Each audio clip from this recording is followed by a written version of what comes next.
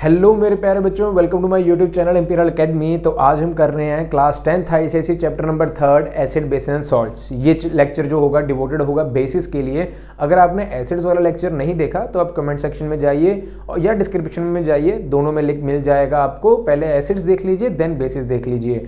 Acids में काफ़ी interesting experiments भी किए हैं हमने, तो आज हम करने जा रहे हैं बेसिस। तो चलिए शुरू करें। अब बच्चों बेसिस होते क्या हैं? द मेटेलिक ऑक्साइड्स और hydroxides which on reacting with hydronium ions of acid gives water and salt only. अगर सॉल्ट या वाटर के अलावा कोई और चीज़ देंगे तो वो एसिड्स नहीं कहलाएंगे, इसलिए ओनली पे हम इतना प्रेशराइज करते हैं। फॉर एग्जाम्पल हमारे पास क्यूप्रिक ऑक्साइड हो गया, CuO। इसको बच्चों एसिड के साथ रिएक्ट कराया, this is a metallic oxide and this is a acid, तो ये एक तरह से बेस है। रिएक्ट कराने पे हमारे पास CuCl2 प्लस H2O बनेगा। अब ये बच्चों सॉल्ट आ गया एंड दिस इज वाटर। इनके अलावा और कोई चीज नहीं मुझे दिख रही, तो ये हो जाएगा base. This is a base. According to the definition of the base, these substances are base. एक और एग्जांपल बच्चों, अब यहाँ मेटेलिक ऑक्साइड तो ठीक है, हाइड्रोक्साइड कैसे बनेगा? NaOH। उसमें मेटल के साथ हाइड्रोक्साइड भी तो होना चाहिए। इसको जब मैं रिएक्ट कराऊंगा एसिड के साथ तो मेरे पास क्या बनेगा? NaCl plus H2O। यहां भी आप देख सकते हो कि एक सॉल्ट एंड वाटर के अलावा कोई और चीज नहीं निकली। एक और एग्जांपल लेते हैं बच्चों लेड 4 की, PbO2 प्लस HCl। जब हम इनको रिएक्ट करवाएंगे तो देखना क्या सब्सटेंसेस बनेंगे बच्चों? PbCl plus Cl2 plus H2O। यहाँ आप देखिए PbCl3, यहाँ आप देखिए लेड के एक सॉल्ट बन गया, वाटर बन गया, लेकिन एक्स्ट्रा क्लोरीन गैस भी रिलीज हो गई। So these substances are not bases, this is not a base. तो ऐसे सब्सटेंसेस जरूरी नहीं कि अगर कोई सब्सटेंस सॉल्ट एंड वाटर बना रहा है तो वो बेस ही होगा, उसे सिर्फ और सिर्फ सॉल्ट एंड वाटर ही बनाना होगा, इसलिए हमने ओनली पे इतना प्रेशराइज किया। तो बच्चों इसी तरह हमारे पास बेस की डेफिनेशन जो थी वो हमें क्लियर आउट हुई। अब हम चलते हैं आगे, एल्कलीज क्या होते हैं। बेसिस की ही एक फॉर्म होती है एल्कलीज। एल्कलीज आपने पढ़े होंगे बच्चों, उसमें जो पहला चैप्टर था उसमें ग्रुप 1 था, वो सारा एल्कली मेटल्स का था ग्रुप 1, तो उसी में हमने एल्कलीज मेटल पढ़े थे। Alkalis form basis when dissolved in water. अगर मान लीजिए सोडियम को मैं पानी में मिक्स करूंगा तो मेरे पास क्या बन जाएगा? NaOH। So this is a alkali. Alkalis when dissolved in water forms base. So these are alkalis. अच्छा, एक ये भी बात है बच्चों, अगर कोई भी एलिमेंट उस ग्रुप का उठाएंगे तो वो बेस ही बनाएगा। तो इससे एक कहावत बहुत मशहूर हुई, ऑल एल्कलीज आर बेस, कि सभी के सभी एल्कलीज जो होंगे वो बेस होंगे। देखिए ये इतना बड़ा बेस का ग्रुप होगा, मान लीजिए दुनिया में सभी बेस इस सर्कल में आ जाएंगे, तो उसी में एल्कलीज का भी एक सर्कल होगा जहां सभी के सभी एल्कलीज भी आ जाएंगे। तो all alkalis are base, but all bases, जो सभी बेस हैं, all bases are not alkalis. इसका बच्चों ज़्यादा से ज़्यादा fill in the blanks questions या करेक्ट द स्टेटमेंट क्वेश्चन में आएंगे। All alkalis are bases but all bases are not alkalis. देखिए अभी मैं एक एग्जांपल देता हूं बच्चों, जैसे FeOH2, this is not an alkali but it is a base. CuOH2, this is again not an alkali but a base. तो बच्चों बेसिस कितनी तरह के होते हैं हम उसे डिफाइन करेंगे। The types of bases. सबसे पहले तो बच्चों बेस जो एक वीक होगा या एक स्ट्रांग होगा, वो किस चीज़ पे डिपेंड करेगा कि उसको पानी में डालने पे OH नेगेटिव आयंस कितने ज़्यादा रिलीज होंगे। जितने ज़्यादा वो OH नेगेटिव आयंस रिलीज करेगा, वो अगर कंप्लीटली आयोनाइज हो जाएगा तो that is a strong base. अगर वो कंप्लीटली आयोनाइज नहीं होगा so that is a weak base. For example strong base, मान लीजिए हमारे पास NaOH है, अगर इसको पानी में डालेंगे ये पूरा Na and OH negative ions हमें देगा, कंप्लीटली आयंस में डिसोशिएट हो जाएगा। एक आयन ये बन जाएगा, एक आयन ये बन जाएगा, it is a good base. वहीं हम वीक बेस की अगर बात करें, अमोनियम हाइड्रोक्साइड NH4OH, जब हम इसको पानी में डालेंगे तो बच्चों NH4 एक बन जाएगा, OH नेगेटिव एक बन जाएगा। अब देखें यहाँ कंप्लीटली आयनाइज नहीं हुआ, NH4 is not completely ionised, so it is a weak base. इस पे बच्चों क्वेश्चंस तो बहुत कम आएंगे, जो क्वेश्चंस आएंगे वो आपको एसिडिटी पे आएंगे। एसिडिटी में बच्चों वो पेट वाली एसिडिटी नहीं बोल रहा, यहाँ जो बेसिस में आएगी एसिडिटी वो, जैसे हमारे पास एसिड्स थे उनमें थी बेसिडिटी, बेस में आएगी एसिडिटी। ऐसे ही हैं साइंटिस्ट कुछ पागल दिमाग के जिन्होंने उल्टा काम किया, और हमें भी ऐसे ही करना पड़ेगा। Acidity what is the acidity? The number of OH negative ions released when dissolved in water पर मॉलिक्यूल। एक मॉलिक्यूल डालने पे कितने OH नेगेटिव आयंस रिलीज होंगे, दैट इज द एसिडिटी। तो एसिडिटी बच्चों कैसे हो सकती है? Mono acid, for example NaOH। NaOH on dissolving in water will give 1 OH negative ion, इसमें से एक अलग हो जाएगा, सो इट इज अ मोनोएसिडिक। अब डाईएसिडिक की बात कर लें अगर, diacidic, so it will be CuOH2 और CaOH2 when dissolved in water it will gives, यहां बच्चों देख सकते हो 2 OH नेगेटिव आयंस रिलीज करेंगे पर molecule, so that is a diacidic. उसी तरह बच्चों ट्राई एसिडिक में क्या आ जाएगा? अगर 3 मॉलिक्यूल्स रिलीज करेंगे that will be the try acidic, for example FeOH3 ferric hydroxide. अगर इसमें करेंगे बच्चों तो OH के 3 मॉलिक्यूल्स रिलीज होंगे, सिर्फ एक OH के 3 आयंस रिलीज होंगे बच्चों एक मॉलिक्यूल के ऊपर, तो ये हो जाएगा ट्राई एसिडिक। इसमें कोई भी एक्सेप्शन नहीं है, बेसिस बहुत ही सिंपल है एज कंपेयर टू एसिड्स। अगर आपको एसिड समझ में आ गया तो ये बच्चों का काम है। इसी तरह बच्चों ये भी हो गया। अब हम चलते हैं बेसिस की प्रिपरेशन। बच्चों अब हम आ जाएंगे कि बेसिस को प्रिपेयर कैसे करें। तो सबसे पहले बच्चों प्रिपरेशन देखते हैं। प्रिपरेशन सबसे पहला स्टेप होगा बच्चों बाय मेटल्स। सीधा मेटल को ऑक्सीजन के साथ रिएक्ट कराओ ताकि हमारे पास बेस बन जाए।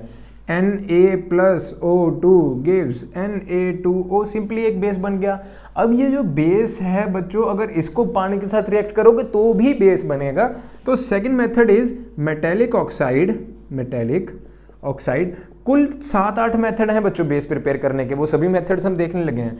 Metallic oxide with Na2O, metallic oxide with water लिख लीजिए आप, विद वाटर। तो यहां आ जाएगा बच्चों Na2O plus H2O gives NaOH plus H2O, या H2 रिलीज कर देगा बच्चों। H2O वाटर नहीं रिलीज करेगा, कि वाटर के साथ जब रिएक्ट करेंगे तो ये NaOH बना देगा एंड H2 रिलीज कर देगा। ये भी एक मेथड होगा बेस प्रिपेयर करने का।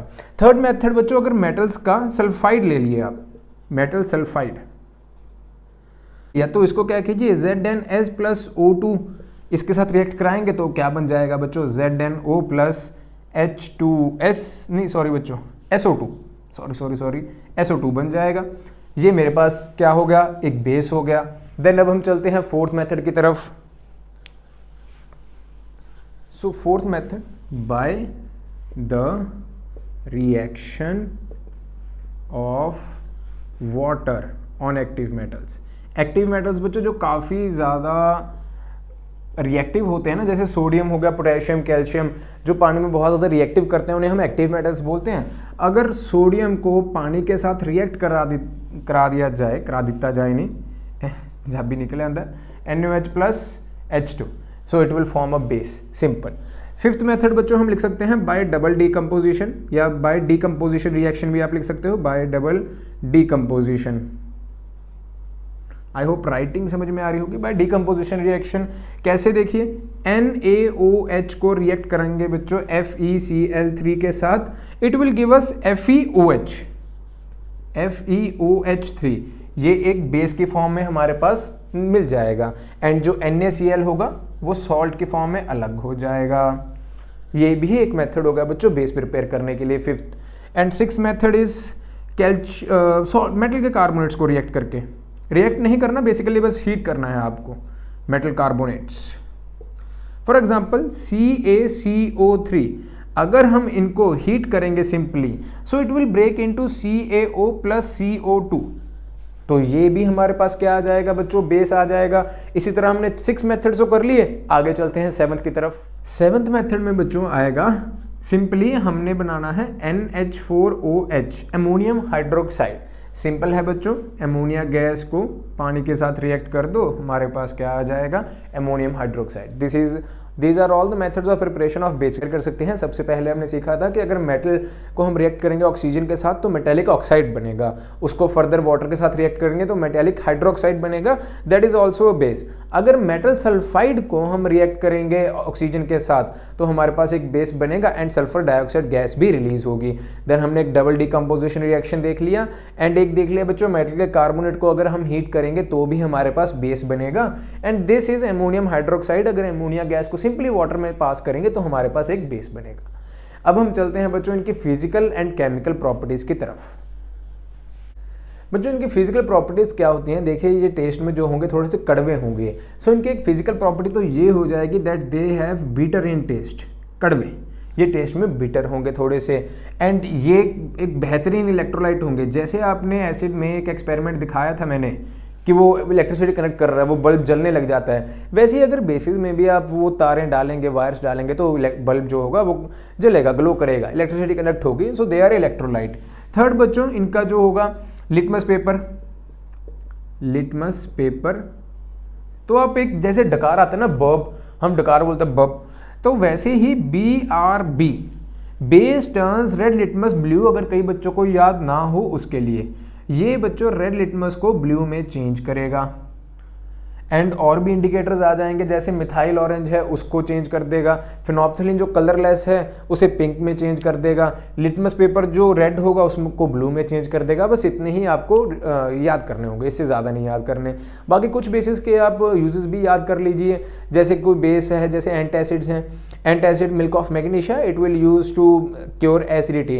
बेसिकली कुछ यूजेस होते हैं जैसे हम पेट में ज़्यादा एसिड बन जाए तो हम इनो का पैकेट डाल के पी लेते हैं। अब उस इनो के पैकेट में होता क्या है बच्चों, मिल्क ऑफ मैग्नीशिया होता है, एंटासिड्स होते हैं, उन्हें हम एंटासिड्स बोलते हैं, जिन्हें हम मिक्स करके अगर पिएंगे तो पेट में बनने वाला तेजाब जो होगा वो HCl होगा, उसको न्यूट्रलाइज कर देंगे base. Now we have move to the chemical properties of bases. सबसे पहले इनकी केमिकल प्रॉपर्टीज क्या हैं बच्चों कि ये जो होंगे कार्बन डाइऑक्साइड को एब्जॉर्ब करेंगे टू फॉर्म मेटल कार्बोनेट्स। हवा में अगर कार्बन डाइऑक्साइड है एंड बेस ओपन में पड़ा है तो वो कार्बन डाइऑक्साइड को एब्जॉर्ब करेगा ताकि वो मेटल के कार्बोनेट्स बना सके, पीछे जो होगा वो सिर्फ और सिर्फ पानी बच जाएगा, नथिंग एल्स। एंड ये जो होगा एसिड के साथ परफॉर्म करेंगे न्यूट्रलाइजेशन रिएक्शन। तो इनकी सेकंड प्रॉपर्टी होगी जैसे NaOH एक बेस हो गया, उसी तरह HCl एक बेस हो गया, जो हम पहले भी पढ़ते आ रहे हैं कि बेस अगर एसिड के साथ रिएक्ट करेगा तो वो water and salt only produce करेगा। उसी तरह NaOH प्लस HCl अगर रिएक्ट करेंगे तो ये मेरे पास NaCl प्लस H2O रिलीज करेंगे and this is known as neutralisation reaction. And third बच्चों हमारे पास आ जाएगा कि अगर बेसिस जो हैं मेटेलिक सॉल्ट के साथ कैसे रिएक्ट करेंगे। ZnSO4 प्लस मान लीजिए NaOH it will give insoluble salt. Insoluble salt का मतलब ये होता है कि अगर बाउल में मैं NaOH डाला है लिक्विड फॉर्म में, ऊपर से मैंने स्प्रिंकल किया ZnSO4, वो उसके साथ रिएक्ट करके जो नीचे सॉल्ट बना देगा, यानी कि बेस के ऊपर कुछ पाउडर फॉर्म कर देगा, वो किस चीज़ का होगा Na2SO4 प्लस ZnOH। ये इस चीज़ के इनसॉल्युबल सॉल्ट्स जो घोलने पर भी घुले ना, ठीक है, मिक्स नहीं होंगे, इनसॉल्युबल सॉल्ट्स प्रिपेयर कर देगा। These are the chemical properties of bases. अब आगे चलते हैं बच्चों pH ट्रिप के ऊपर। pH the universal indicator. बच्चों now we have come to the topic of the universal indicator. तो ये किसने प्रपोज किया था बच्चों, डेनिश साइंटिस्ट थे जिनका नाम है सोरेनसेन। उन्होंने pH की एक क्या कहते हैं आइडिया प्रपोज किया था। P stands for the potence, जिसका मतलब है पोटेंस, जिसका मतलब है बच्चों पावर। पावर किस चीज़ की, H पॉजिटिव आयंस की। अगर बच्चों H पॉजिटिव आयंस कौन रिलीज करते हैं, अभी आपको मालूम होगा एसिड्स। जितने भी एसिड्स होंगे वो H पॉजिटिव आयंस रिलीज करेंगे एंड जो बेसिस होंगे वो OH नेगेटिव आयंस रिलीज करेंगे। अगर बच्चों H पॉजिटिव आयंस की कॉन्सेंट्रेशन लिक्विड में ज़्यादा है तो वो एसिड्स होंगे। जितने आयन जो H पॉजिटिव की कॉन्सेंट्रेशन है कम होती जाएगी तो वो बेसिस बनते जाएंगे। इस फॉर्मूला के ऊपर जो है ये डेनिश साइंटिस्ट सोरेनसेन ने एक पेपर बनाया pH ट्रिप। तो इसे हम ऐसे भी मान सकते हैं, देखिए यहाँ OH की कॉन्सेंट्रेशन बहुत ज़्यादा, बहुत ज़्यादा। जहाँ यहाँ जाते जाएंगे तो OH की कॉन्सेंट्रेशन ज़्यादा मिलती जाएगी एंड H पॉजिटिव की कॉन्सेंट्रेशन घटती जाएगी। अब यहाँ बच्चों 1 नंबर आ जाएगा एंड यहाँ नंबर आ जाएगा 14। जो बॉडी का pH रहेगा वो 7 to 7.8 pH का रहेगा, यानी कि 7 बच्चों न्यूट्रल हो जाता है। अगर हम एसिड की तरफ से जाएं इधर को, बेसिस के इधर को जाएं तो 7 पे आके मिलेंगे, तो 7 या 7.8 जो होगा न्यूट्रल नंबर मिल जाएगा हमें। जो बच्चों जितनी चीज़ एसिडिक होगी, मैंने जैसे आपको एक्सपेरिमेंट में बताया था कि नंबर 1 पे, जैसे ही मैंने उसको HCl में डिप किया था वो नंबर 1 पे आ गया, उस पर लिखा भी हुआ था अबाउट 1, जैसे मैं अभी भी आपको दिखा सकता हूँ। देखिए ये बच्चों मेरे पास हाइड्रोक्लोरिक एसिड है। हाइड्रोक्लोरिक एसिड के यहाँ अगर आप pH पढ़ पाओ तो यहाँ लिखा है बच्चों कि अबाउट 1, तो इसकी pH अबाउट 1 है एंड यहाँ लिखा है हाइड्रोक्लोरिक एसिड। तो हाइड्रोक्लोरिक एसिड्स जो होंगे उनकी pH होगी लोअर देन 7 एंड जो बेसिस होंगे उनकी pH होगी ग्रेटर देन 7। तो ये बच्चों बहुत जगह काम आता है। जैसे एसिड रेन है, अगर एसिड रेन हमने नापनी होगी कितनी एसिडिक है, वहाँ काम आ सकता है। बॉडी का pH नापना हो वहाँ काम आएगा। सॉइल एसिडिक है या बेसिक है, ताकि हम सूटेबल ट्रीटमेंट करके सॉइल को न्यूट्रल कर सकें, वहाँ ये काम आ सकती है pH स्ट्रिप। तो इसके बहुत वैरायटी ऑफ यूजेस हैं। इसी के साथ बच्चों बेस जो है आपका ख़त्म हुआ, ज़्यादा लंबा नहीं था। एसिड्स थोड़ा सा ज़्यादा क्या कहते हैं, ज़्यादा लंबा था, तो उस पर एक वीडियो भी थोड़ी सी लंबी बन गई थी। इसकी वीडियो काफ़ी शॉर्ट रहेगी। अगर अच्छा लगा तो लाइक ज़रूर कीजिए, चैनल को सब्सक्राइब कीजिए एंड सपोर्ट भी कीजिए बच्चों। अगर कोई भी आपको डाउट आता है मुझे इंस्टाग्राम पे कमेंट सेक्शन में ज़रूर पूछिए, मैं पूरी कोशिश करूँगा कि आपके डाउट सारे क्लियर कर दूँ। ठीक है, मिलते हैं बच्चों नेक्स्ट वीडियोज़ के साथ, जहाँ मैं सॉल्ट समझाऊँगा एंड बाकी के भी सभी चैप्टर समझाएंगे। थैंक यू बच्चों, अलविदा।